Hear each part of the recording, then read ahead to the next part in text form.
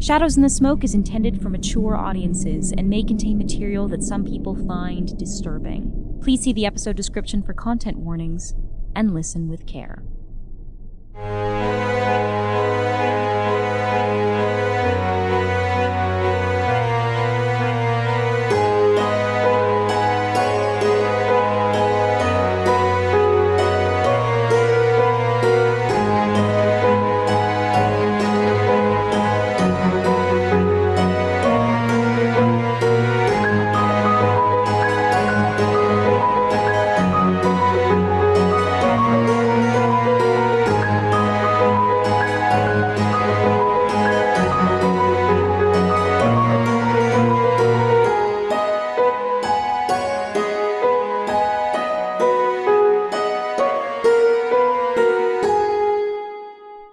Welcome, hunters, to the dusk. We begin the dusk, as always, with a quickening roll, Mr. Hutchinson. How could you forget? As a reminder, you are currently at 3 conditions, so let's hope you roll well today. Oh, shit. I forgot that bit. Do you have a personal quarters item you'd like to use right now? I just got a gramophone. Okay. And I'm going to put on a record of a sonata to try and keep the sunlight lasting as long as it can. Soothe the savage beast. I like it. 3 and 5 is 8, plus 1 is 9. All right, Mr. Hutchinson. So you have to take the condition drained. But I can't take another condition. Mm-hmm. I'm going to spend a Mask of the Past. All right. Please read the prompt. Narrate a flashback to the incident that caused you to receive the quickening curse. As the sun begins to set in the west, the music plays and the record skips over and over until it becomes the sound of hoofbeats. In Grand Rapids, Minnesota, February 1846. We see John on one knee, a diamond ring in a box, hoofbeats, a crack and a hiss. A daguerreotype of the couple on their wedding day, the bride's belly swollen with child, hoofbeats. The calendar turning from April to May, hoofbeats. A rattle, John waking up alone in a bed, John looking over the iron balcony of a townhouse, Constance below swinging her leg up over a saddle in the dawning light, hoofbeats. A rattle, a woman on horseback, a man on horseback, a fork in the road, teeth above the fork, a horse rearing, hoofbeats. Hoofbeats. He spends the summer and the autumn and the winter chasing legends, looking for an answer. He asks as many cunning folk as he can lay his hands on, the voodoo mambos in New Orleans, curanderas in Texas, even the hexenweisters in Wisconsin. He went to the sources of as many rivers as he could, the Missouri, the Snake, the Red, up and down all these fucking rivers. For everyone he finds the headwaters of, it seems there are 2 more to explore, but they all stem from the same source, the queen mother bitch of them all, the Mississippi. Finally, it is an Asichitas in Sioux territory that tells him what he needs to know. It's February by the time he finally makes it to Minnesota, to the spot the Sioux woman had called the Lake of Darkness. The local whites had shuddered to talk about it too, but he approaches it with the first lamb of the year over his shoulders. So begins 1846, his 23rd year and the worst year of his fucking life. When he finally gets there, it's smaller than he expects. Water black as obsidian and intensely smooth. There's a man sitting on the bank fishing, with a mass of dark hair and a thick beard.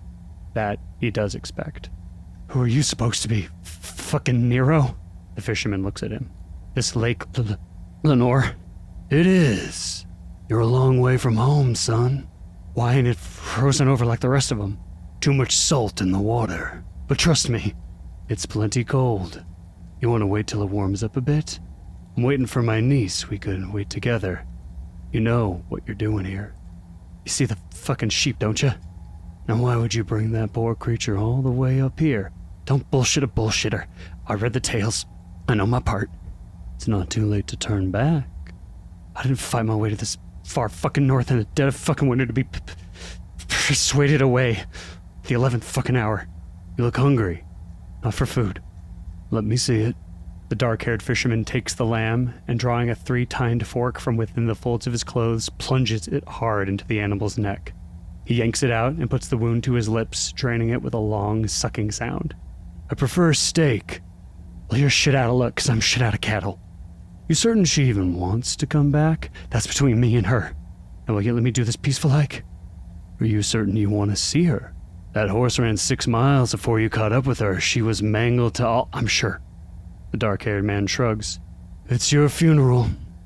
He hands John the lamb back, and John tosses the carcass into the pool, and watches it sink below, its remaining blood not dark enough to stain the wine-dark water.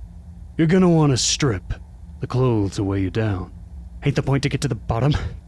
The man just smiles, his face still caked with blood. The water is so cold, John doesn't even feel it. Don't think his mind could even register the pain. His breath abandons him. He's thrashing, sputtering for air. The fisherman just laughs. Must be some woman. Married and she can still take your breath away. Well, go on then, go get her. Still thrashing, he looks up at the dark-haired man grinning like mad from the shore. Stupid fucking mortals. Hand them the secrets to fire and they still don't have the sense to keep warm. Looks like you got a choice to make, son. So which is it gonna be? You want to go see your lady love again? Or you want to live? He cups a hand to his ear. What's that? Well, y'all can guess which he chose. The dark-haired man tosses a net round John, ties it to his own horse, and tows him to shore. Thought so. You always were a coward. Selfish as shellfish. Come on then.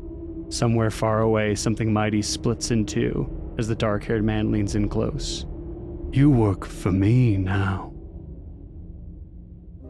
So that bumps up your quickening roll to a 10+. So your body is stronger and faster, and you manage to keep the quickening in check.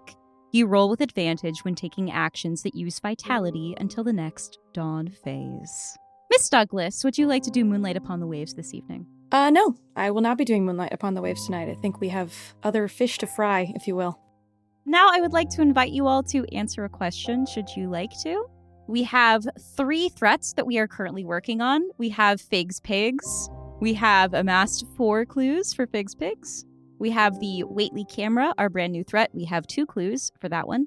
And we have the Nutcracker. We have amassed 11 clues for the Nutcracker. I'm still not feeling comfortable rolling on it. I think we should get a few more, maybe. Exactly. Hold off one more day.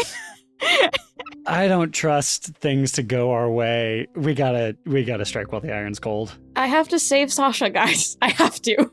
Sasha will die tonight if you do not rescue him. He also might die tonight if we do. It's possible.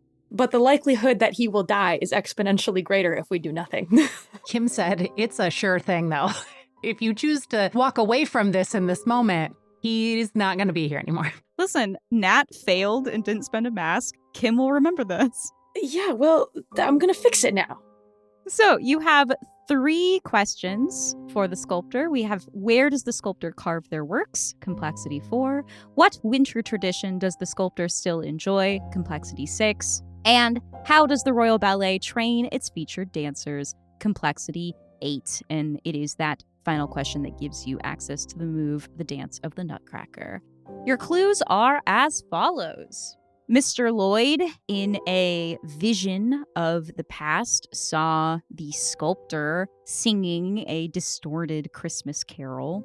The Snow Queen told you of a strange nativity story in which one of the 3 wise men gave the baby Jesus a pair of ballet slippers, which she then gave to you. The frostbitten legs of the Sugar Plum Fairy, which were swaddled in bandages. Rabbi Rebecca Solomon told Mr. Hutchinson about a string of suicides 15 years ago amongst the Royal Ballet. The sculptor dreamt of a recently doomed voyage to the Arctic. Greco told Miss Douglas about rehearsals performed at odd hours of the night at the ballet. The cobbler, Mr. Higgins, told Miss Thanero that there was talk of a, quote, final performance from the ballet on Christmas Eve at St. Paul's. An excessively exotic centerpiece, this being a live polar bear. A pistol that smells of pine. Miss Douglas received a pair of ballet shoes lined with glass. And stories of sabotage amongst members of the ballet. Okay, so I have a pitch for the Complexity 8 question. How does the Royal Ballet train its featured dancers?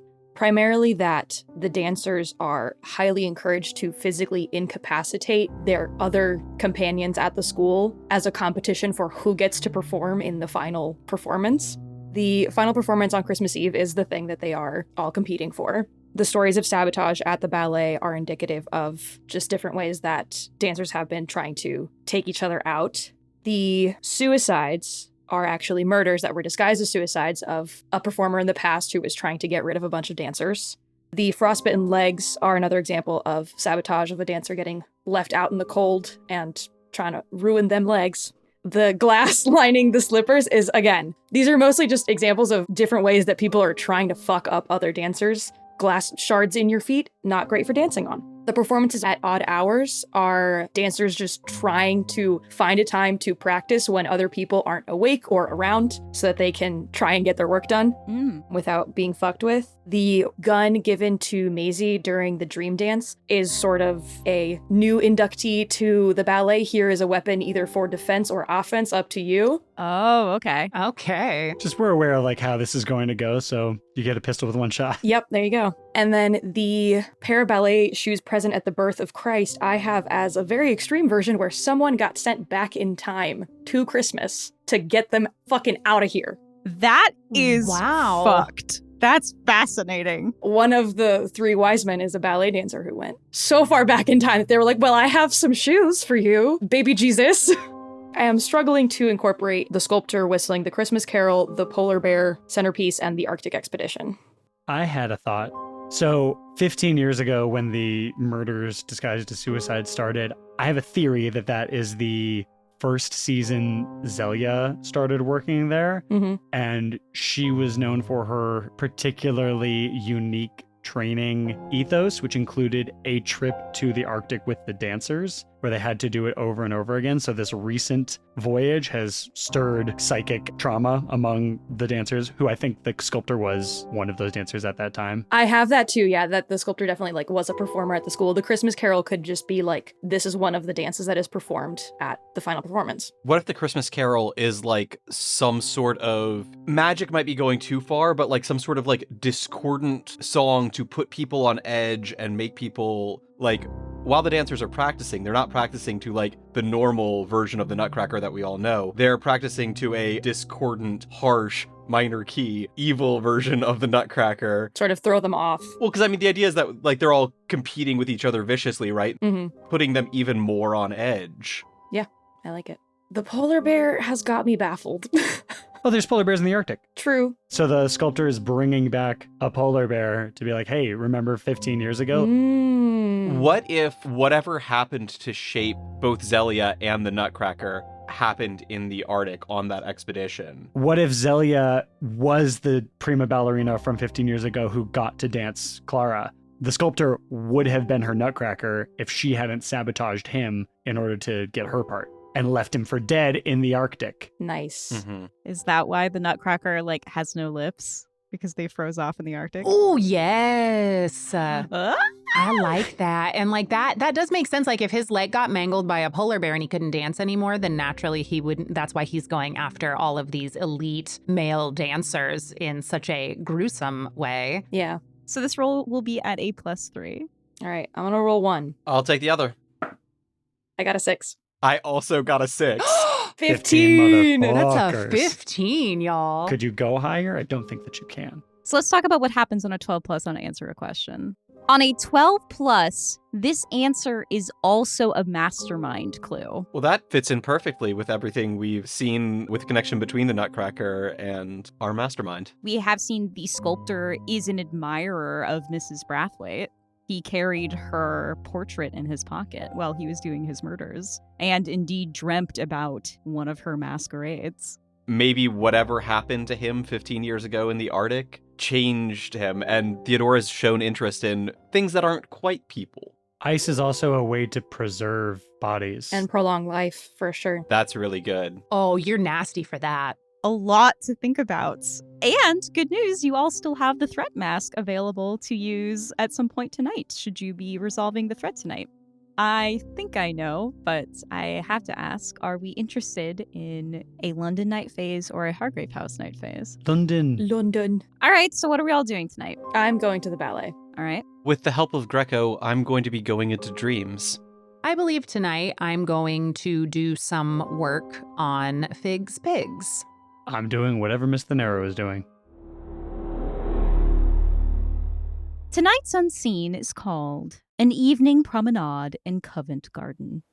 Covent Garden houses a large market, selling mostly fruit, vegetables, and fresh flowers, recently covered by a new market building. While most of the stalls have packed up by the time dusk falls, the area is still abuzz with visitors. Both the Royal Opera House and the Theatre Royal can be found here. And while it has cleaned up its image a little, it still has a reputation for hosting ladies of the evening. Paint the scene.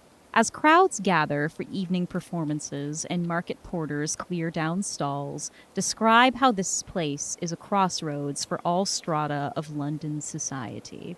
As the upper class is flocking to the theater and the opera, dressed in their finery, they are mingling among night workers and porters who trade insults and quips with the merchants breaking down their stalls and buy leftover lunch pastries and dinner items to have for their breakfast before they start their graveyard shifts. As we see all of these people weaving in and out amongst each other, and we see the last of these stalls start to empty, I think the most poignant thing you'd recognize is the smell. You would have all of these leftover smells of baked goods, fish, crushed herbs, things that were for sale in the market. But then you would also have the smell of rich perfume coming off of these more elite London society members.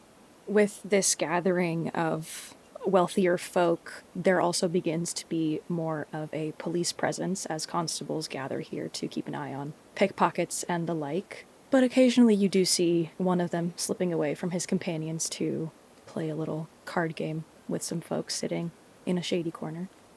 And the evening rain comes, cold on this winter's night. And regardless of the wealth of the person walking through it, they are all chilled to the bone equally. Let's begin with Ms. Maisie Douglas. Arriving at the Royal Opera House for a performance this evening. It will happen in just a few hours, and the ballet is abuzz with chatter, specifically that their lead mouse has gone missing. I approach anyone who is talking about that. I'm sorry, did you say that Sasha is not here? I haven't seen him since class this morning. Mm-hmm. Well, if you find him, could you tell him that if he doesn't show up before the curtain rises, he's going to get replaced? Yes, I will make sure to do that. I'm gonna go look for him now. Yep. Don't you have to warm up? Looking is also a kind of warming up. On such a good roll for resolving this threat, I don't want you to roll to try to find your way down into the sculptor's lair. I simply want you to tell me, Nat, where do you find a passageway in this theater that leads down into the underground of London? Backstage, where the dressing rooms are, there is chaos because there are so many racks of costumes and boxes of props and that sort of thing that it's very easy to miss a very small maintenance closet door that's tucked away behind all these things in the shadows. But Maisie senses a cold draft that comes from it as this door has been left a little bit open. She beelines for that. Ms. Douglas, you do, and you find yourself in the bowels, in the catacombs of the Royal Opera House, nay, in the bowels of London itself. We see decaying props, some half-dismantled sets. This seems to be just a dumping ground for the ballet at large. Distantly, you hear the pitter-patter of feet. Rats, perhaps, or something else. I have a paint the scene. What was the last meal you had? What about walking through this place is reminiscent of being devoured? There are icicles hanging from the roof of the tunnel that resemble incisors and canines. In a corner of this room, there is a rack of old costumes, and on the end of it is a decaying suit of a servant boy. Especially on a cold December's night like this, they have to warm the opera up a fair bit. A lot of that residual heat leaches down here underneath, but so does the moisture and the wetness from the streets, creating this almost organic feeling to the walls and the floors of this room that are sodden with warm water. The last thing Maisie ate was the meat pie, and the smell of that still a little bit in her mouth and her nose, like from her stomach, mixes with the smell of the decay and the mold and the humidity down here and just creates this toxic perfume that makes her want to throw up. And the rumbling of the heating system of the pipes is very akin to a roiling, rumbling stomach. Ms. Douglas, as you proceed down this wet tunnel, distantly, you hear the scrape of metal tools being sharpened and the sound of someone humming that same discordant melody that Rabbit described to you all those weeks ago. Mr. Lloyd. Once again, Rabbit goes up to Greco's room and knocks gently on the door. And yet, as you ascend the stairs, there is no door. You have arrived at a small dock, and Greco is sitting there in a small boat and holds out a hand for you. How appropriate. You knew we were going to be taking a bit of a trip tonight. Rabbit joins him in the boat. You never see Greco row, and yet the dock starts pulling away until you and Greco are simply floating in the middle of this inky underground lake. You seem to be sailing towards an island lit with torches, this pinprick of distant light in the vast darkness. I have a paint the scene for you all. How do we know that the boat will never reach the island? Instead of there being a tide that pushes or pulls the boat, it is almost as if the boat itself creates the tide and ripples extend outwards from it. The island itself is the center of an immense whirlpool, and no matter how much the boat moves, it cannot get closer without going around and being siphoned back out the other side. It's hard to judge distance on the open ocean, but there are just enough other landmarks. The odd rock here or there, a few other ships on this endless sea. The island never changes in size, no matter how close the boat gets to it, but everything else passes by. And despite the ripples that go out from the boat, it leaves no wake. I sense you are not here for a mere pleasure cruise. The gentleman who we visited this morning, he seems to dwell in both this realm and the waking world. I think it's time we pay him another visit. Greco hands the oars to you. Not that he was rowing in the first place. Lead the way. And as Rabbit takes the oars, the shape of the ship itself changes. It is no longer a small rowing boat. It is rather now an enormous galleon. Its sails are the dark gray of the sky just before dawn. No flags are flown from its mast, and it cuts through the water like a pair of shears across a yard of silk. Mr. Hutchinson and Ms. Thanero, investigating Fig's pigs. I assume you're off to the pie shop. I think the pie shop is a great place to go and do some investigating. I think there's a mutual understanding that with all due respect to Maisie, she probably missed something. But it's fine for me to go solve the Nutcracker alone. I don't know. You've been going to the ballet every night. I don't know what you're doing. Mm-hmm. That's very funny. I described the layout of this place a bit to Ms. Douglas, but I will go ahead and review it. We have the restaurant area itself, which is what Ms. Douglas took a look at. We have the kitchen. There is the upstairs flat where the Fig family lived. And then we have the basement. Let's start upstairs, shall we?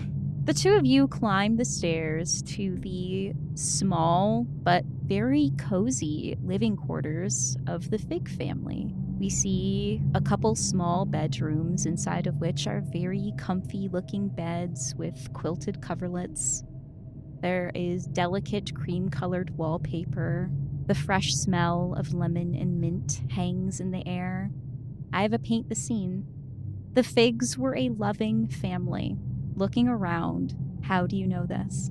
There are children's drawings pinned to the walls in the kitchen by Obert and Patrick, where all of the family are drawn as little piggies. There is only one bedroom in the upstairs flat, filled with an extra wide bed, big enough to accommodate all 4 Figs. The door has little notches carved into it, and you can see the names Obert and Patrick written next to each notch, along with dates. I imagine at some point Patrick's stopped going up and possibly started going back down. Much like the photos that we see down in the restaurant of the Figs happily posed with various wealthy patrons, in this bedroom that their family shares, there's a dresser with a beautiful photo of the family by the sea. Best way to know what you're hunting is to see where they bed down at night. Take a look around, see if you can't find anything that might indicate where they would have fled. Mr. Hutchinson, this sounds like an information move with reason. I'm going to invoke Most Beloved because you are a special target of the Figs. So with reason, that is a 3.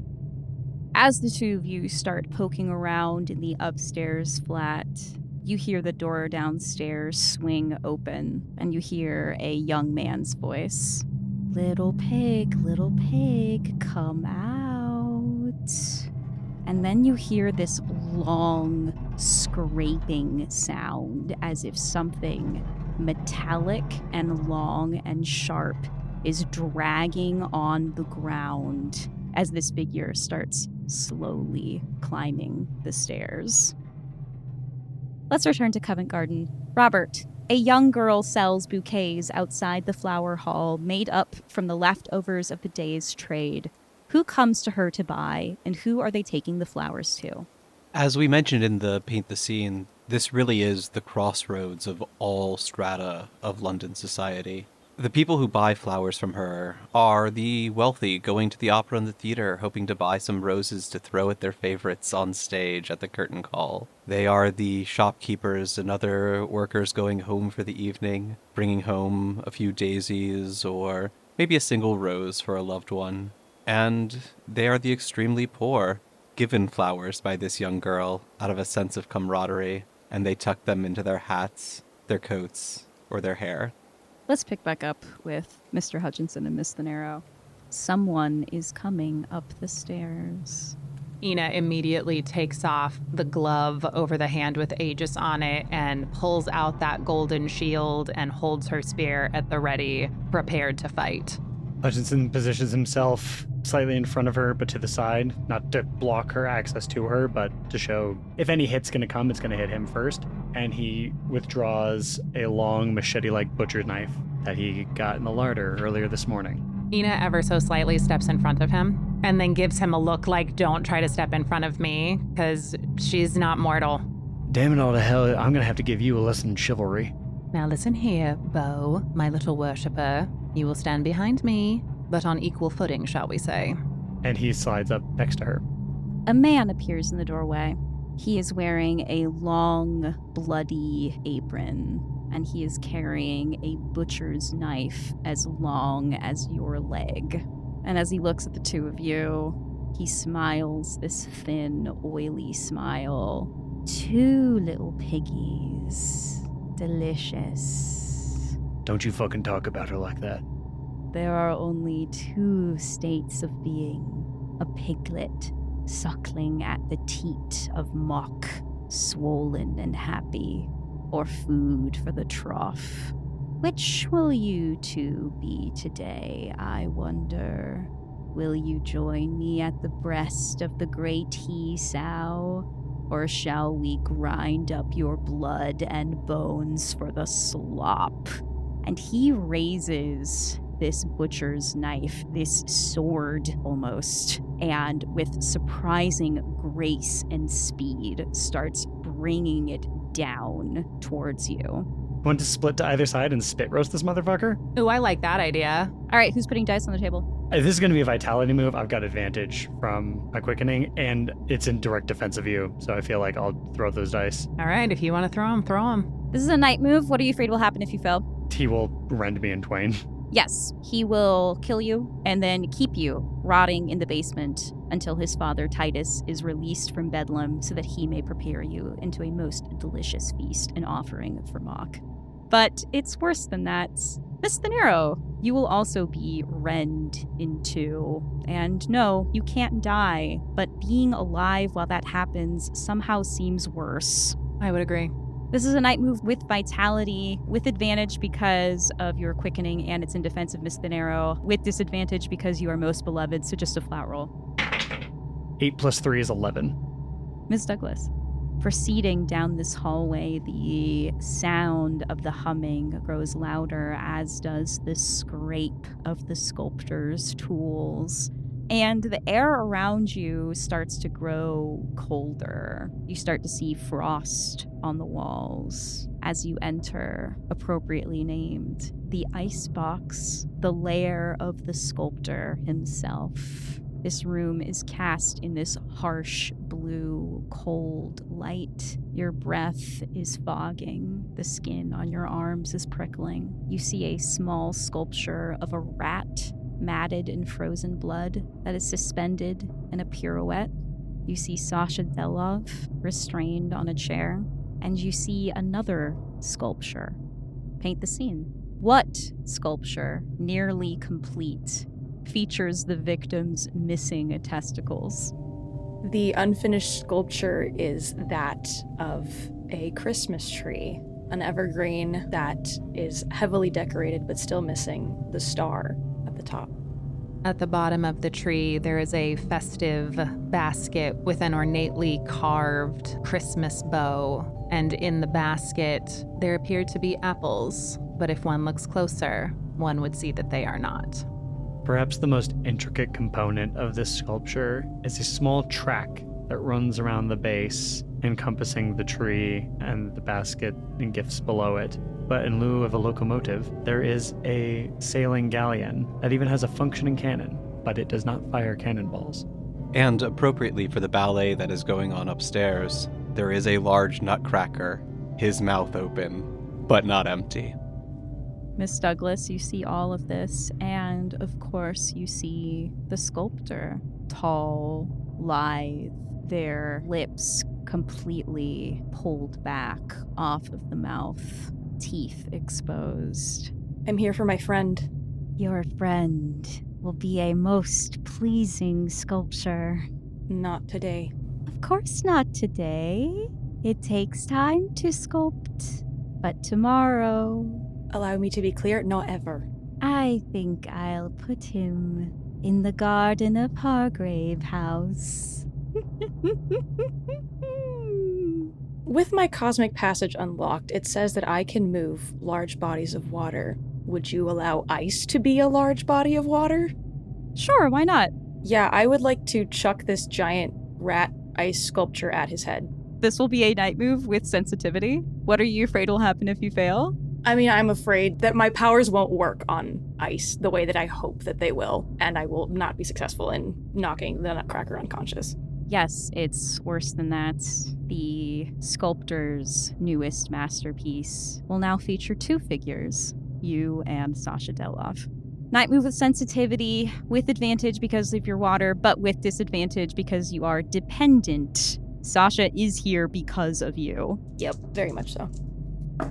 That is a 4 plus 3, which is a 7, but I think we're going to use the threat mask to boost that to a full success. Yeah, for sure. Agreed. The Mask of Perfection reads as follows. Each hunter narrates the last time they danced. What was perfect in those moments? The last time Augustus Hutchinson danced was at the Midsummer Masquerade with Ina, and she was perfect. The last time Ina danced was also at the Midsummer Masquerade with none other than Theodora Brathwaite. And despite her age, Ina could not help but to admire her athleticism, her strength, and the perfect pressure between their hands as they wrestled for control. The last time Maisie danced was earlier today at the rehearsal with Sasha, and what was perfect about it was the lack of pressure and the ability to just have fun with someone new. It's always fun to discover the way someone else moves and learn to adapt to it. And the last time that Rabbit danced was also that morning, but in the realm of dream, with Greco as his partner, amidst a crowd in sapphire blue masks. And this was the first time in a very long time that Morgan had intentionally spent in the realm of dreams, and to him, that realm will always be perfect. Maisie stands off with the Nutcracker, him standing behind Sasha, her in front, and suddenly the room, which was so cold, starts to warm, and the ice starts to melt and it starts dripping from the ceiling. Her eyes roll over black and her fingers become longer and sharper, and she raises a hand to this bloody sculpture of a rat dancing, and the ice starts to crack as she lifts it and just pelts it across the room straight into the side of his head. The sculptor falls, still breathing, but unconscious. Maisie goes to loose Sasha from whatever is holding him to this chair. Sasha stirs. Maisie? She so quickly gets out of Curse of the Deep. So quickly. Sasha, are you alright? I think so, miss. Where am I? You are in, you're somehow underneath the ballet, and we need you upstairs. You're not supposed to be down here. Oh, all right. Yeah, so if you just want to, just here, get up, let me help you. I lead him to the door. Right, so oh shoot, I left something back there, but if you go up those stairs, you will get to the ballet and you'll be ready. You don't want to lose your spot. They were telling me that if you're not up there soon, they're going to give your spot to someone else, and we cannot have a different lead mouse. Run! Sasha starts running down this hallway, leaving you alone in the lair of the sculptor. Mr. Lloyd, traveling with Greco through the realm of dreams, entering the dreams of the sculptor. What is it that we see? It is a replica of Covent Gardens, but instead of being made of brick and stone, it is carved of ice, glittering and shining. The various people who walk about are not the merchants closing up their stalls, the young flower girl selling her wares, the actors and the sex workers running off to their specific jobs, but instead are sprightly beings, nymphs, spirits of the air and the cold, for this is the winter wonderland of the Nutcracker's dreams, and at the center, a beautiful sculpture, still in process, of a Christmas tree. And appearing in this scene, gradually, the way that an image in a photograph develops, is the sculptor still laying on the ground as if reeling from where Maisie in the waking land had thrown him. A gloved hand is offered to the sculptor. The body that it's attached to is that of an older man in his 40s, 50s, maybe even well-preserved 60s. The audience would recognize that it's Rabbit, but older, lines around his face and eyes, dressed in threadbare, but very nice, gray tweeds, and a heavy overcoat, and a smile that is not quite Rabbit's. Hello there. Looks like you could use a hand.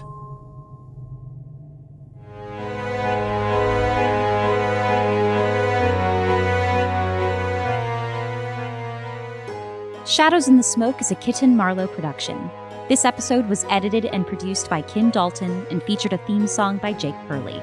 You can find out more about us by visiting kittenmarlowe.com, signing up for our newsletter, or following us on socials. For Discord access, an exclusive behind-the-scenes show, and more, visit patreon.com/kittenmarlowe and join Kaz and all of our incredible Kitten Marlowe patrons in supporting artist-driven storytelling. Thanks for listening.